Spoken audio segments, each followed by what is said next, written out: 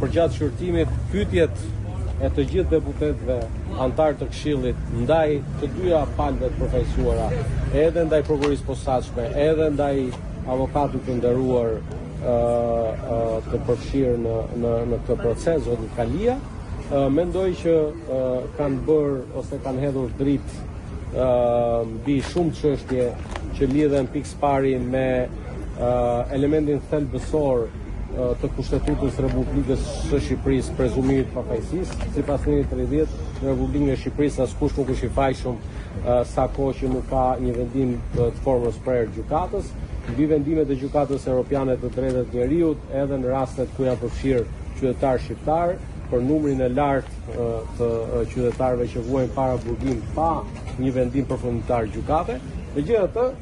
në përfundim të këtij procesi, duke qenë se pala tjetër nuk ishte nevojë fare për shurtim sepse kishin marrë vendimin përpara se të krojë shurtimi, dhe duke qartë madje edhe në komunikimet me ju, SMS-ja e vendimit të 5 deputetëve të grupit parlamentar të Partisë Demokratike ju erdhi përpara se të mbahej qendrimi.